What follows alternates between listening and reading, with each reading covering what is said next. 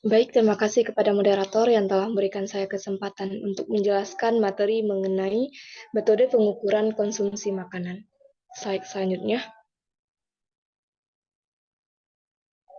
Baik, jadi teman-teman sekalian, pengukuran konsumsi makanan itu adalah proses mengumpulkan informasi tentang jenis, jumlah, frekuensi, dan kualitas makanan yang dikonsumsi oleh individu maupun kelompok dalam jangka waktu tertentu.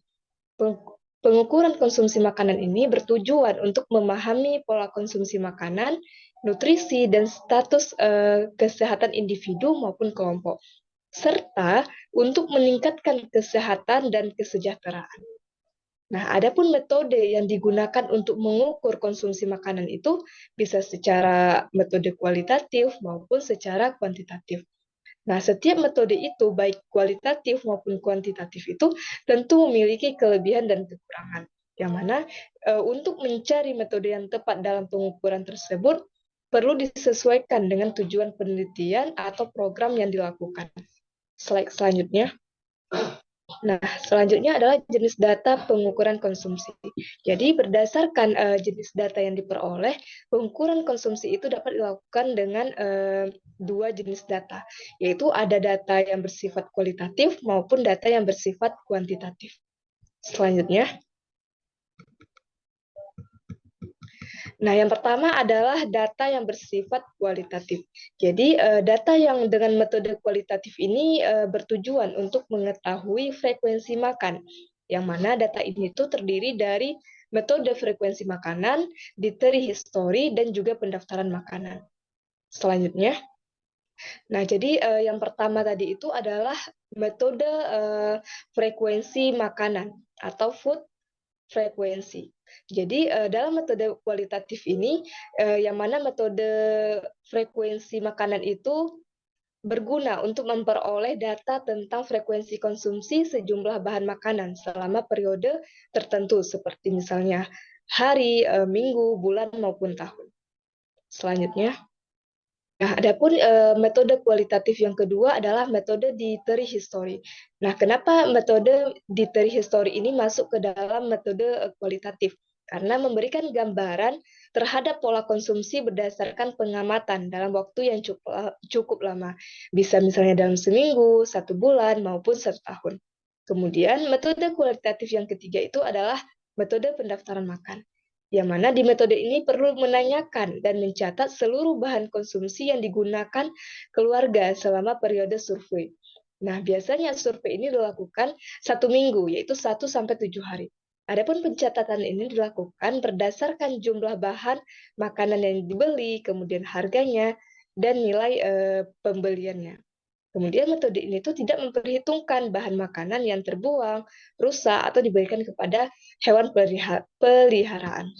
Selanjutnya. Nah, adapun metode selanjutnya itu adalah metode kuantitatif. Jadi, metode kuantitatif ini bertujuan untuk mengetahui jumlah makanan yang dikonsumsi, sehingga dapat dihitung konsumsi zat gizi dengan menggunakan daftar komposisi bahan makanan atau daftar yang diperlukan seperti daftar ukuran rumah tangga. Jadi yang pertama itu adalah dengan metode mengingat-ingat. Jadi yang mana dalam metode mengingat-ingat ini melibatkan pengisian kuesioner atau wawancara tentang makanan yang dikonsumsi dalam jangka waktu tertentu. Misalnya dalam waktu 24 jam terakhir atau seminggu terakhir. Nah, metode ini itu dapat dipengaruhi oleh faktor-faktor seperti status emosional, kondisi kesehatan, yang mana dapat mempengaruhi kemampuan responden dalam mengingat dan melaporkan makanan yang dikonsumsi. Kemudian yang kedua adalah metode perkiraan makanan, yang mana dalam metode perkiraan makanan ini diperlukan untuk mencatat jumlah yang dikonsumsi. Jadi metode ini itu dilakukan dengan meminta responden untuk memperkirakan jenis, jumlah, dan frekuensi makanan yang dikonsumsi dalam jangka waktu tertentu dengan menggunakan gambar atau foto makanan, kemudian daftar makanan, atau dengan menggunakan pengukuran sendok ataupun cangkir. Baik, sekian penjelasan dari saya. Selebihnya saya kembalikan kepada moderator. Baik, terima kasih kepada Maula. Selanjutnya kepada Asyana Sheila dipersilakan untuk memaparkan materi. Baik, ini saya akan menjelaskan materi itu pengolahan, analisis, dan interpretasi data hasil pengukuran konsumsi makanan. Next. Baik, di sini sudah terlihat pengolahan, analisis, dan prestasi data hasil pengukuran konsumsi makanan, yaitu daftar komposisi bahan makanan. Daftar kandungan yaitu ada zat gizi makanan, jajanan, daftar konversi berat mentah atau masakan mentah. Dari sini ada juga bagian yang dapat dimakan atau konversi berat makanan mentah. Masa keahliannya dan perkembangan zat gizi atau ukuran tanggal. Daftar bahan makanan atau penukaran tampilan konsumsi atau analisis gizi disebut memuat susunan kandungan zat gizi dari berbagai jenis bahan makanan atau makanan tersebut. Selanjutnya,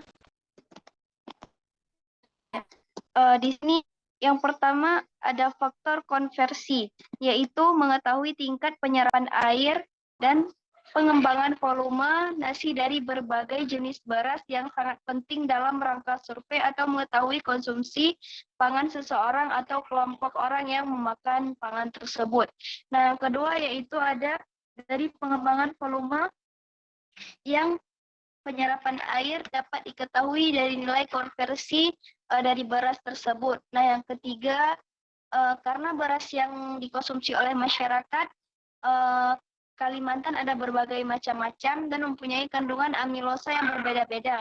Maka perlu diketahui perkembangan volume dan rasio penyerapan air bagi berbagai macam jenis beras yang ada pada masyarakat Kalimantan. Baik, selanjutnya. Yang kedua yaitu ada analisis zat gizi.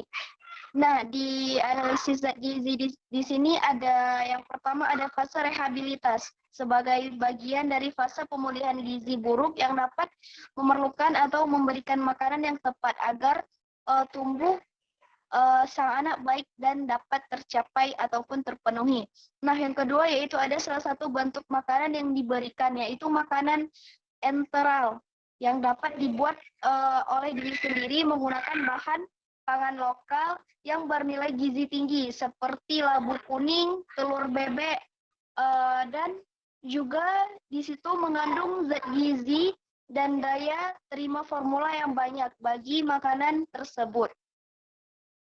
Selanjutnya, nah di sini ada interpretasi hasil, yaitu informasi nilai gizi atau nutrition facts adalah label pada kemasan makanan yang kita pilih atau minuman yang kita konsumsi yang dapat mencantumkan informasi terkait kandungan gizi produk tersebut. Nah, yang kedua yaitu dilihat pada label. Label ini bisa menjadi bahan pertimbangan Anda saat memilih makanan untuk membeli suatu barang. Slide selanjutnya. Nah, itu selanjutnya ada tingkat kecukupan energi pada gizi.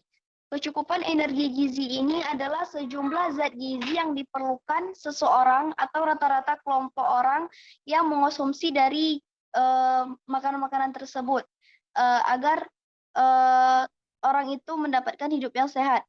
Nah, selanjutnya itu sedangkan kebutuhan gizi di sini adalah jumlah zat gizi minimal yang diperlukan seseorang untuk hidup sehat. Baik, sekian dari saya kembalikan kepada moderator. Baik, terima kasih kepada Asyana Sheila. Baik, pemaparan selanjutnya akan dijelaskan oleh Rizky Amanda. Kepada Rizky dipersilahkan. Baik, terima kasih kepada moderator yang telah memberikan kesempatan kepada saya untuk menjelaskan materi mengenai kesalahan dalam pengukuran konsumsi makanan. Nah, jadi dalam melakukan pengukuran konsumsi makanan atau survei diet, sering terjadi kesalahan atau yang disebut dengan bias terhadap hasil yang diperoleh. Adapun macam dari bias ini itu secara umum dapat dikelompokkan menjadi dua, teman-teman. Nah, yang pertama itu ada disebut dengan bias secara acak atau dikenal dengan random measurement errors yang biasanya mempengaruhi reprodusibilitas atau pengulangan pengujian untuk mengukur hasil pengujian terhadap sampel yang sama. Nah, jadi yang kedua adalah bias sistematik atau systematic measurement errors. Nah, yang pertama di sini kita akan membahas mengenai bias secara acak. Yang tadinya juga sudah saya jelaskan sebelumnya bahwasanya bias secara acak ini dia terdapat dipengaruhi oleh beberapa faktor, teman-teman. Yang pertama yang mempengaruhi bias secara acak ini ialah ada faktor terjadi karena kesalahan pengukuran, namun hasilnya itu tidak mempengaruhi nilai rata-rata. Nah, yang kedua, bias secara acak ini dapat memperbesar sebaran atau deviasi dari nilai pengukuran. Nah, yang ketiga, dapat dikurangi dengan menambah jumlah pengamatan sehingga tidak ada yang hilang gitu, teman-teman. Dan yang terakhir, faktor yang terakhir ialah dapat terjadi pada seluruh responden dan dapat terjadi pada seluruh responden. Nah, yang kedua ada bias sistematik. Yang mana bias sistematik ini merupakan kecenderungan yang melekat pada suatu proses untuk mendukung hasil tertentu. Adapun faktor terjadinya bias sistematik itu dipengaruhi oleh beberapa faktor. Nah, ada beberapa faktor ialah yang pertama, tidak dapat dikurangi dengan menambah jumlah pengamatan ataupun jumlah subjek. Yang kedua, bias terjadi pada responden tertentu, misalnya obesitas dan juga pengumpul data tertentu. Dan yang ketiga, kesalahan tersebut dapat dikurangi dengan cara yang pertama ialah kita melakukan wawancara ulang atau mengulangi wawancara asupan makan pada subjek yang sama sebanyak beberapa kali. Dan yang kedua, meningkatkan studi validasi atau kalibrasi. Nah, yang selanjutnya ialah contoh yang dapat dilakukan dari bias sistematik ini. Pertama ialah ada menyebabkan kegagalan dalam bias sistematik ini. Pertama ialah ada kesalahan kuesioner yang disebabkan bahan makanan tertentu atau penting atau tidaknya. Yang kedua ialah kesalahan pewawancara yang disebabkan sengaja dan berulang melewatkan pertanyaan bahan makanan tertentu. Yang ketiga ialah kesalahan alat ukur yang digunakan tidak akurat. Dan yang keempat, kesalahan dari daftar komposisi pada bahan makanan. Dan juga kesalahan dari beberapa makanan hanya dikonsumsi pada populasi tertentu. Misalnya seperti kalau orang muslim tidak mengonsumsi minuman yang beralkohol serta makanan yang tidak halal lainnya.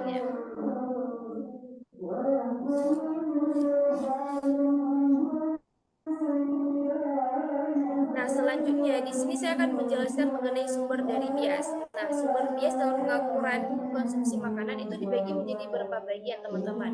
Yang pertama ada bias non-respon. Nah, yang kedua ada bias dari responden. Yang ketiga ada bias dari pengumpul data. Dan yang keempat ada kesalahan estimasi dari ukuran porsi. Baik, saya jelaskan dulu mengenai bias non-respon. Nah, jadi bias non-respon ini dikarenakan kurangnya respon atau kerjasama dari responden yang dapat diminimalisasi dengan cara sebagai berikut. Yang pertama ialah menyederhanakan metode pengukuran konsumsi makan. Yang kedua, mengingatkan responden melalui misalnya email ataupun telepon agar responnya itu ingat gitu. Dan yang selanjutnya itu pelatihan pengambil data agar lebih hangat, agar lebih dimengerti dan juga membangun kepercayaan dengan responden. Nah, yang kedua ada bias dari responden. Nah, bias dari responden ini dia meliputi tidak memahami pertanyaan interview ketika diwawancari, si responden ini tidak bisa memahami apa yang ditanyakan oleh si pewawancara. Nah, yang kedua terbatasnya daya ingat, artinya ketika diwawancara si responden ini tidak bisa mengingat kembali gitu apa yang sudah dia lakukan sebelumnya. Dan ketiga, ada makanan yang baik dilaporkan berlebihan. Yang keempat, makanan tidak baik tidak dilaporkan oleh si responden tersebut ketika diwawancarakan. Dan yang kelima, pembesaran konsumsi makanan yang bernilai sosial tinggi dan keinginan untuk menyenangkan pewawancara. Artinya dia tidak mengatakan apa yang sesuai dengan yang terjadi gitu ketika diwawancara. Nah, yang ketiga ialah bias dari pengumpul data. Nah, yang mempengaruhi sikap dalam bertanya yang mengarahkan jawaban, mencetak hasil wawancara itu sengaja membuat catatan sendiri yang dimana kesalahan dalam melakukan konversi makanan, misalnya seperti masak makanan yang dimasak secara mentah, makanan yang dimakan secara mentah misalnya. Nah, yang selanjutnya ialah kesalahan estimasi dari ukuran porsi, yang mana merupakan sumber terbesar kesalahan pengukuran bahan makanan. Dan yang kedua ada responden tidak dapat dengan akurat mengukur jumlah porsi tersebut, dan asumsi interview bahwa jawaban responden adalah seperti rata-rata misalnya serving size. Nah, selanjutnya ialah sumber dari bias ini di the flat syndrome, yang mana kecenderungan overestimate untuk intake yang rendah dan kecenderungan underestimate untuk intake yang tinggi. Yang selanjutnya ialah kesalahan dalam coding dan perhitungan. Yang dimaksud di sini ialah kesalahan penentuan nama bahan makanan yang digunakan, kemudian perbedaan kandungan zat dari makanan yang sama karena tingkat kematangan, misal tanah dan pupuk yang dipakai tidak sama, kemudian tidak adanya informasi mengenai komposisi makanan jadi atau jajanan. Nah, selanjutnya ialah penggunaan suplemen. Nah, penggunaan suplemen ini tidak dicantumkan penggunaan suplemen zat gizi dalam food recall, dan recall hasilnya tidak benar saat menghitung nilai gizi tersebut. Nah, yang terakhir adalah error database makanan yang berkaitan dengan data dari makanan tersebut, yang mana meliputi komponen zat gizi yang dianalisis menggunakan metode yang berbeda. Kemudian jika di Indonesia itu belum dilakukan analisis zat gizi tertentu, misalnya seperti zat gizi omega 3 atau omega 6 yang termasuk ke dalam zat gizi mikro ya teman-teman. Kemudian adanya faktor koreksi, misalnya koreksi faktor vitamin A dari beta karoten dan juga lainnya. Yang kemudian ada komposisi zat gizi dapat berbeda tergantung dari resep yang digunakan. Selanjutnya, komposisi zat gizi tertentu tidak tercantum atau misalnya tidak diteliti. Contoh misalnya seperti snack food bar dengan komposisi misalnya 50% wortel tidak mencantumkan kandungan vitamin A pada komposisi tersebut. Padahal ada kemungkinan kandungan di food bar itu berkontribusi terhadap intake dari vitamin A. Nah, selanjutnya ialah upaya mengurangi bias dalam pengukuran konsumsi makan. Nah, jadi ada beberapa upaya atau cara yang dapat kita lakukan untuk mengurangi terjadinya bias dalam pengukuran konsumsi makan, teman-teman.